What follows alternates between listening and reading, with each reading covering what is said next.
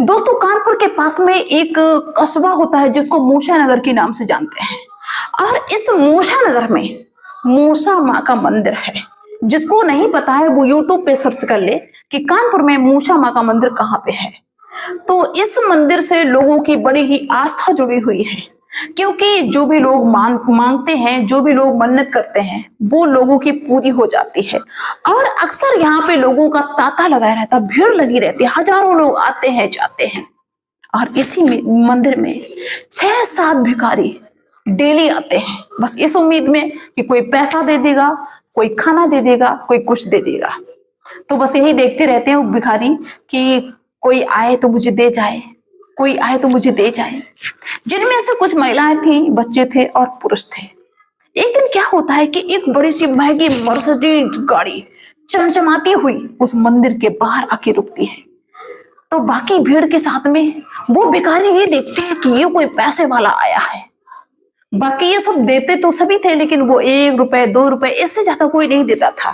कोई खाना दे देता था, कोई कुछ, ऐसे वो बेचारा अपना गुजारा करते थे। लेकिन जब उन्होंने देखा कि इतनी महंगी गाड़ी आई है, बड़ी चमचमाती हुई गाड़ी, कीमत तो नहीं उनको पता, लेकिन वो ये समझ रहे थे कि कोई पैसे वाला है। तो सच में भाई मेरे, एक लंबा सा अच्छा सा बढ़िया से कपड़े पहने हुए एक पुरुष उतरता है और अपने ड्राइवर से कहता है कि गाड़ी साइड में लगा लो। ड्राइवर गाड़ी साइड में लगाने लगता है और वो हैंडसम सा आदमी उस मंदिर के अंदर चला जाता है। और मंदिर के अंदर चला जाता है तो ये सारे जो भिखारी हैं, ये बस ये देख रहे हैं कि कब ये पुरुष निकले मंदिर से तो हम इससे फटाक से कुछ ना कुछ मांगे जाके, ये जरूर कुछ ना कुछ हमें देगा, ये पैसे वाला है। पैसे वाले से हर किसी को उम्मीद होती है, बेशक वो ना दे, लेकिन उम्मीद करते हैं लोग, क्या इसके पास ज्यादा है तो ये मुझे दे देगा। सारे इंतजार में बैठे हैं, यहां तक कि सारे के सारे उसकी गाड़ी को घेर लेते हैं, गाड़ी के पास पहुंच जाते हैं।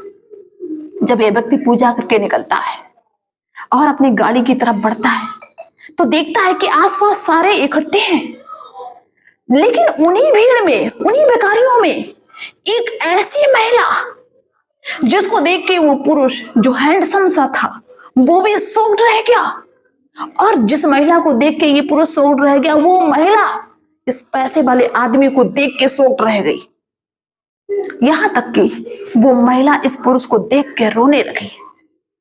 अब आप ये सोचेंगे कि भिखारी है तो अक्सर रोने लगते, नहीं, यहाँ पे ऐसा नहीं था भाई मेरे, क्योंकि ये पुरुष जो था हैंडसम सा, वो भी बहुत हैरान दिखाई दे रहा था। बाकी भिखारी बड़ा शॉक्ड होते हैं कि आखिर में इनके बीच में ऐसा क्या है। यहां तक कि सबसे ज्यादा उनको असर तब हुआ जब उस हैंडसम आदमी ने उस महिला भिखारी से ये कहा कि सुहानी, तुम्हारी ये हालत क्या हो गई है, तुमने अपनी ये हालत क्या बना ली है। तो महिला तेज तेज रोने लगती है और उस महिला ने, उस भिखारी महिला ने जो उस पैसे वाले आदमी को बताया अपना हाल, अपनी बीती हुई, उसको वहां पे जो भिखारी थे उन्होंने सुना तो सब रोने लगे। और ये जो पुरुष और महिला थे ये भी रोते हैं। आखिर में दोस्तों ये कौन थे, महिला और पुरुष, और इनके बीच में ऐसा क्या हुआ था जिसकी वजह से एक मर्सिडीज गाड़ी में चल रहा है, एक भीख मांग रहा है और एक दूसरे को देख के रोने लगे। तो आइए दोस्तों इस पूरी कहानी को हम सुनाते हैं। बड़ी ही इंटरेस्टेड कहानी है, बस थोड़ा सा समय निकाल के इस कहानी को पूरा सुन लेना और इसके बाद में एक प्यारा सा कमेंट्स कर देना। तो आइए, आप सभी का बहुत बहुत स्वागत है मेरे YouTube चैनल में एक और नए वीडियो में। दोस्तों ये कहानी है उत्तर प्रदेश के कानपुर की। कानपुर में एक दरोगा जी जिनका नाम दिग्विजय सिंह होता है, वो अपने परिवार के साथ में कानपुर में रहते हैं, क्योंकि उनकी ड्यूटी थी कानपुर के नौबस्ता थाने में, दरोगा थे। और इनकी फैमिली में इनके 3 बच्चे थे और पत्नी थी और वो खुद थे, जिनमें से इनकी 2 बेटियां थी। एक बेटी बड़ी थी और उसके बाद में एक बेटा था और बेटा से छोटी एक बेटी थी। बड़ी हैप्पी फैमिली थी, बड़े अच्छे से सब कुछ चल रहा था। लेकिन कुछ दिन बाद क्या होता है कि कुदरत को कुछ और ही मंजूर था। ये दिग्विजय सिंह जो दरोगा थे, इनकी नौबस्ता थाने में ही ड्यूटी के दौरान मौत हो गई। अब जब मौत हो गई तो अब इनके घर में शोक की लहर दौड़ गई और जो भी घर की जिम्मेदारी थी इनके पत्नी के सर पे आ गई। पत्नी ने जैसे तैसे बच्चों को पढ़ाया लिखाया। इसके बाद में जब बच्चे बड़े हो गए बेटियां भी बड़ी हो गई, बेटा भी बड़ा हो गया, तो अब उनकी शादी की चिंता होने लगी। इसके बाद में क्या होता है कि दिग्विजय सिंह की पत्नी ने अपने भाई के साथ में और जेठ और देवर से सहयोग करके अपनी बड़ी वाली बेटी की शादी कर दी और बहुत अच्छे घर में शादी की। अच्छे घराने के, लड़का लगा नहीं था लेकिन लगने की उम्मीद थी। बहुत अच्छे घराने में शादी कर देते हैं। इसके बाद में क्या होता है कि बेटा जो था, बेटा की भी शादी कर देते हैं। बेटा भी बिजनेस करने लगता है, जो भी छोटा मोटा करता है वो भी बिजनेस करने लगता है, सेटल हो जाता है। और उसके बाद में छोटी वाली बेटी रह जाती है जिसका नाम सुहानी होता है।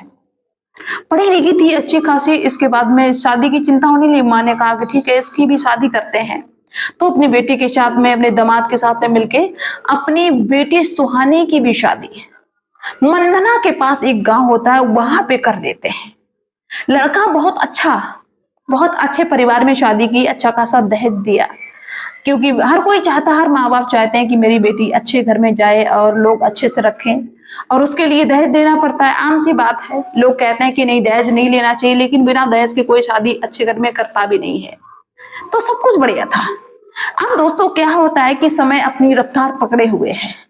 जो वो उस सुहाने का जीजा था, बड़ा वाला बहनोई, उसकी नजर अपनी साली यानी सुहानी पे रहती थी।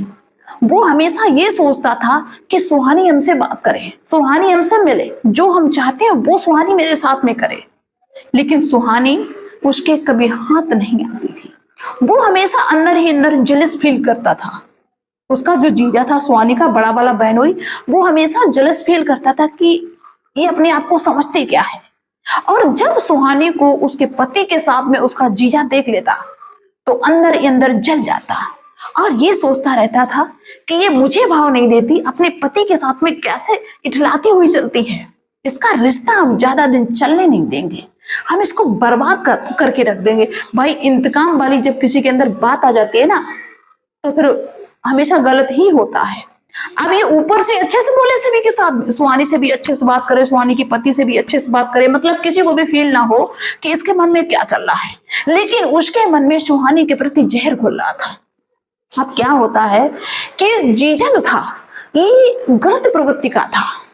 इसके अंदर जितने भी ऐब हैं सारे ऐब थे। लड़कीबाजी इसको आती थी, है ना, शराब ये पीता था। वैसे देख के किया गया, लेकिन किसी के पेट में तो कोई गुस्सा नहीं होता है कि ये कैसा निकलेगा। तो इसके अंदर सारे ऐब हैं। इसकी जो बहन थी वो भी परेशान रहती थी कि शराब पीते हैं, देर रात घर आते हैं, लेकिन जो जैसा है वो सुधरेगा तो नहीं, उसी में मैनेज करना होता है। लेकिन ये हमेशा सुहानी के पीछे पड़ा रहता था। तो इसके मन में ये चलता था कि इसका रिश्ता आग लगा देंगे। ये अपने पति के साथ में ज्यादा चलती है, सच दस के मेरे पास नहीं आती है। इसके पति से हम इसकी दूरी बनवा के ही रहेंगे, चाहे मुझे कुछ भी करना पड़े। अब दोस्तों क्या होता है कि ये एक दिन अपनी उसी साली के घर पे जाता है, सुहानी के घर पे, और सुहानी से थोड़ी देर बात करता है और सुहानी वही नाश्ता पानी करवाती है आमतौर से कि रिश्तेदार हैं। दोस्तों जब सुहानी अंदर चली जाती है तो उसका जीजा उसके पति से ये कहता है कि आपने सुहानी की हरकतों को नोटिस किया है? मुझे ऐसा लगता है कि ये किसी से बात करती है। अब मुझे ऐसा सिर्फ लगता है, बाकी हम जानते कुछ नहीं है। ये आप अपने हिसाब से देखिए, क्योंकि मुझे इसकी कुछ हरकतें दिखाई देती हैं। अब दोस्तों आप ये देखिए कि बड़ा अच्छा खासा इनका रिश्ता चल रहा था, लेकिन इस आदमी ने शक पैदा कर दिया, मतलब शंका पैदा कर दी। जबकि कोई बात नहीं थी, लेकिन इसने शंका पैदा कर दी। अब जब किसी के अंदर शंका पैदा हो जाए ना, उसका इलाज नहीं होता है, शक का कभी कोई इलाज नहीं होता है। थोड़ी देर बाद जब सुहानी नाश्ता लेके आती है, इसके बाद में उसका पति थोड़ा बाहर निकल जाता है। तो वही जीजा जिसने अभी उसके पति को शक में डाला, वही अब अपनी साली से कहने लगा कि कभी अपने पति पे नजर रखती हो सुहानी? वो कहती क्यों? कल मुझे ऐसा लग रहा था कि किसी लड़की के साथ में थे। अब इधर इसने उसके पति के दिमाग में भी शक पैदा कर दिया और पत्नी के दिमाग में भी शक पैदा कर दिया। अब क्या होता है कि ये तो वहां से चला गया, आग लगा के चला गया। अब दोनों के दिमाग में शक, पत्नी पति पे शक करे और पति पत्नी पे शक करे बिना वजह की। अब पत्नी पीछा कर रही पति का, जब पति का पीछा कर रही तो पति देखता है कि ये मेरे पीछे क्यों है, ये क्यों उस पर नजर रखे हुए है। तो उसको लगता है कि हमें लगता है कि किसी से बात करने वाली है, इसलिए मुझे देख रही कि हम कहीं चले जाए तो ये बात कर ले। अब जब पति उसके पीछे आता है तो पत्नी को लगता है कि हमें लगता है कि किसी से मिलने जाने वाले हैं, इसलिए मुझे देख रहे हैं कि हम कहीं किसी काम में लग जाएं तो किसी से बात करें, किसी से मिले जाके। मतलब बिना बात के उस घर में आग लगा दी इसके जीजा ने, सुहानी की जीजा ने। अब पति पत्नी में इतना झगड़ा होने लगा, धीरे धीरे इतना झगड़ा होने लगा कि एक दूसरे से नफरत करने लगे। वो कहती तुम्हारा किसी से अवैध संबंध है, वो कहती तुम्हारा किसी से अवैध संबंध है। लेकिन एक दूसरे को किसी ने ये नहीं बताया कि हाँ जीजा ने तुम्हारे ऐसे कहा, मतलब ये किसी ने नहीं बताया। बस एक दूसरे से नफरत कर रहे, इतनी नफरत कर रहे, इतनी नफरत कर रहे। इधर इसके जीजा ने पता क्या किया, जो उसका साला था अच्छा खासा, उसको भी अपने गिरफ्त में ले लिया। गिरफ्त में पता कैसे, कि उसको भी शराब पिलाना सिखा दिया कि अरे तुम शराब नहीं पीते हो, ये भी कोई जिंदगी है। जो शराब नहीं पीता है वो कोई इंसान है क्या, पियो, चलो एक पैक पी लो। जीजा ने अपनी शाली के घर में आग लगा दी, इधर अपने साले को बर्बाद करने में लग गया। अब धीरे धीरे इसका साला जो है ना, सुहानी का जो भाई है, वो भी शराब पीने लगा। और ये जीजा जो था ये सट्टेबाजी में ले जाता, जुआ खिलवाता कि अरे उसमें जीतो, बहुत पैसा है, जीत जाओगे, रातों रात अमीर बन जाओगे। उसका दिमाग खराब कर दिया, जबकि अच्छा खासा पढ़ा लिखा था। अब जब सुहानी की माँ ये देखती है, पिता तो पहले चले गए इस दुनिया को छोड़ के, सुहानी की माँ देखती है कि हमारी बेटी का रिश्ता वो भी खराब चल रहा है और इधर मेरा बेटा भी शराब पी रहा है। अब बताओ क्या करें, ये तो बहुत बर्बाद हुए जा रहे हैं। इनके पिताजी पहले चले गए इस दुनिया को छोड़ के, अब हम अकेले क्या करें, कैसे संभालें इनको। चिंता होने लगी उस सुहानी की माँ को। और दोस्तों चिंता कर करके सुहानी की माँ को अटैक पड़ जाता है और वो भी इस दुनिया को छोड़ के चली जाती है। अब जो ये साले बहनोई थे इनकी बहुत अच्छी पटने लगी। उधर सुहानी का रिश्ता आफत में पड़ गया, भैया मुसीबत में पड़ गया। इधर ये साले बहनोई बिल्कुल एक में हिले मिले हैं।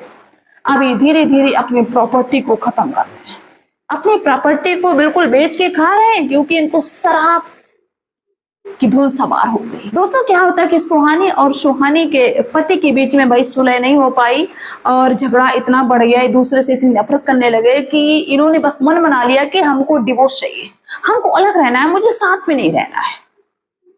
अब इन जीजा ने और साले ने मिलके अपने बहन का डिवोर्स करवा दिया और अपने घर में वो भाई ले आया जिसका अंशुल नाम था, कि चल बहुत लड़के हैं इसके जैसे, ये है क्या, इसकी औकात क्या है, ये अपने आप को समझता क्या है, पैसे वाला समझता है क्या। सुहानी भी उस समय अपने पति से बहुत नफरत कर रही थी, वो भी चली आई, अपने घर में आके बैठ गई। और दोस्तों पता है क्या होता है कि इसके बदले में, डिवोर्स के बदले में 40 लाख रुपए लिए इसके जीजा ने और उसके भाई ने, सुहानी के भाई ने 40 लाख रुपए लिए, क्योंकि काफी पैसा दिया था जब शादी की थी, अच्छे घराने में शादी की थी। और वो 40 लाख रुपया लेके घर में जब बैठ जाते हैं, इसके बाद में सुहानी ये सोचती है कि अब मेरा भाई कहीं अच्छी जगह पे मेरी शादी कर देगा, क्योंकि भाई बड़ा था, उसको लग रहा था कि अच्छी जगह पे शादी कर देगा। भाई कहता है ठीक है बहन, हम तुम्हारे लिए लड़का देख रहे हैं, अच्छे घर में तुम्हारी शादी करेंगे, अच्छे घर में तुम्हारी शादी करेंगे। मतलब कहने का कि जब तक वो 40 लाख रुपया खत्म नहीं हो गया, उसमें से आधे जीजा ने उड़ाए और आधे साले ने उड़ाए। सुहानी के जीजा ने उड़ाए, सुहानी के भाई ने उड़ाए, और भाभी ने भी मौज मस्ती की कि अब तो पैसा आ गया है। और किसी ने भी ये नहीं सोचा कि हाँ ये पैसा हम खत्म कर रहे हैं तो इनकी सुहानी की शादी भी तो मुझे दूसरी जगह करनी है। किसी ने सोचा। भाई कह रहा बहन तुम्हें क्या चिंता, आराम से खाओ पियो। और जब तक भाई पैसा रहा तब तक किसी भी चीज की भाई ने कमी नहीं रहने दी। लेकिन जब उस सुहानी को बैठे बैठे 3 साल हो गए तो सुहानी ये कहने लगी कि भाई ऐसे मेरा गुजारा कैसे होगा, कहीं पे मुझे भाई सेट करो, सेटल करो, ऐसे जिंदगी कैसे कटेगी। तो उसका भाई कहने लगता है कि तुम्हें क्या दिक्कत है, आराम से बैठो, आराम से खाओ। लेकिन दोस्तों कुछ दिन तक ही उसने सहानुभूति दिखाई। इसके बाद में उसका भाई कहने लगा कि तुझे आदमी की ज्यादा जरूरत है क्या, तू यहाँ पे जिंदगी नहीं काट सकती है। जब सुहानी ने इतनी बात सुनी तो सुहानी की रूह कांप गई। इसके बाद में भाई कहने लगा जो पैसा था वो खत्म हो गया, और तुझे 3 साल से 4 साल से बैठे बैठे हम खिला रहे, खर्चा नहीं हुआ क्या, पैसा क्या मेरे पास रखा है, मेरे पास पैसा नहीं है, खत्म हो गया सब, ज्यादा तुम्हें शादी की जल्दी है तो कर लो जाके किसी से। अब सुहानी परेशान कि ये क्या हुआ, कि सुहानी को अभी तक ये लग रहा था कि मेरा पैसा इकट्ठा होगा, लेकिन ये बर्बाद कर रहा है। और जब तक पैसा था तब तक इसने अच्छा व्यवहार किया। अब सुहानी को जब इस तरह की ठोकर लगी, उसके भाई भाई भी उल्टा सीधा बोल रहा है, भाभी भी उल्टा सीधा बोल रही है, जीजा भी उल्टा सीधा बोल रहा है, बहन भी उल्टा सीधा बोल रही है। अब सुहानी डिप्रेशन में जाने लगी। इसको इतनी टेंशन हो गई कि ये बीमार हो गई। जैसे तैसे एक उल्टे सीधे हॉस्पिटल में इसको भर्ती कराया उसके भाई ने, जीजा ने। लेकिन वहां पे जो मतलब हॉस्पिटल अच्छा नहीं था। जिस मर्ज की दवा होनी चाहिए उस मर्ज की दवा नहीं हुई, जिस मर्ज की नहीं होनी चाहिए उस मर्ज की दवा हुई, जिससे इसका शरीर पूरी तरह से खराब हो गया। अब इसका, सुहानी का शरीर इतना दुर्बल, इतना बेकार हो गया कि बिल्कुल शादी के योग नहीं रहा कि आप शादी कहीं वो कर ले, बिल्कुल बेकार। अब यहाँ तक कि उस घर में सुहानी का इतना भी गुजारा नहीं होने लगा। माँ बाप होते थोड़ा बहुत गुजारा करते भी, अब इतना भी गुजारा नहीं होने लगा कि 2 वक्त की सही से रोटी मिल जाए। एक दिन इसकी भाभी ने घर से निकाल दिया कि निकल जा, तेरा खर्चा हम नहीं उठा पा रहे, मेरे खुद ही बच्चे हैं, तेरा खर्चा हम कैसे उठाएं। सुहानी रोती है, टेंशन में होती है और कहते हैं कि आज हम कहीं मर जाएंगे या तो कहीं भीख मांगे जाके। यही सोचते सोचते वो कानपुर के पास में एक मूषा नगर है। मूषा नगर में एक माँ का मंदिर है जो कि मूषा देवी के नाम से जाना जाता है। बड़ा ही फेमस मंदिर है, सभी लोग जानते हैं। जिसको ना पता वो सर्च कर ले, मैंने पहले ही बताया। उस मंदिर में हजारों लोगों की भीड़ डेली रहती है, लोग आते हैं जाते हैं। तो वो सोचते हैं कि माँ के दरबार में रहेंगे, माँ की सेवा करेंगे। मैंने पता नहीं कौन सा पाप किया, इसके बाद में मुझे ये सजा मिली है, अब माँ के दरबार में ही रहेंगे। तो इसी उद्देश्य से उस मंदिर में वो रहने लगती है और जो भी आता है जाता है उससे पैसे मांग लेती, खाने को मांग लेती, उससे अपना गुजारा करती। भाई ने, भाभी ने, जीजा ने बिल्कुल भी इनकी सुध नहीं ली, सुहानी कहाँ गई है। तो दोस्तों एक दिन की बात होती है कि वही जो पैसे वाला आदमी गाड़ी लेके आया, वो उसका वही पति था जिससे तलाक हुआ था सुहानी का। तो सुहानी अपने पति को जब देखती है तो फूट फूट के रोने लगती है, क्योंकि उसको लग रहा था कि कोई और पैसे वाला है, लेकिन उसको ये नहीं पता था कि उसका ही पति पैसे वाला है ये। और उसका जब पति पहचान लेता अपनी पत्नी को तो वो कहता है कि अरे सुहानी, तुमने ये क्या अपनी हालत बना ली। क्योंकि उसके पति को ऐसा लग रहा था कि कहीं शादी आदि कर ली होगी, कहीं किसी पैसे वाले घर में होगी। उनको ये नहीं उम्मीद थी कि मेरी पत्नी इस हालत में होगी। सुहानी का पति पूछता है कि तुम्हारी ये हालत कैसे हुई है, ऐसा कैसे हो गया, तुम यहाँ पे भीख मांग रही हो। तो सुहानी सारी अपनी दुर्दशा जो भी जैसा भी हुआ था और ये भी बताती है कि मेरे जीजा ने कहा था तुम्हारे बारे में कि तुम्हारे पति ऐसे हैं। तब उसका पति भी कहने लगा कि तुम्हारे जीजा ने मुझसे भी कहा था कि तुम्हारी पत्नी ऐसी है। तो सुहानी सारी बात समझ गई और अपने पति को बताती है कि मेरे जो जीजा थे वो खुद चाहते थे कि मैं उनसे बात करूं, लेकिन जब मैंने उनसे बात नहीं की तो उन्होंने हमारे रिश्ते को खराब कर दिया और आज हम यहाँ पे आके खड़े हैं, मेरी ये स्थिति है। तो उसके पति कहने लगते हैं कि अब मैं क्या करूं, मेरी भी शादी हो गई, अब तो कुछ कर भी नहीं सकते और मेरे बीच में गलतफहमी करवा के देखो हमारा रिश्ता खत्म करवा दिया अच्छा खासा, और अब हम क्या करें, कुछ भी नहीं कर सकते हैं। लेकिन जो उसका पति था वो सुहानी को काफी पैसे देता है और सुहानी को अपने साथ में ले जाके कपड़े अपड़े खाने का सामान जो भी था सब कुछ देता है।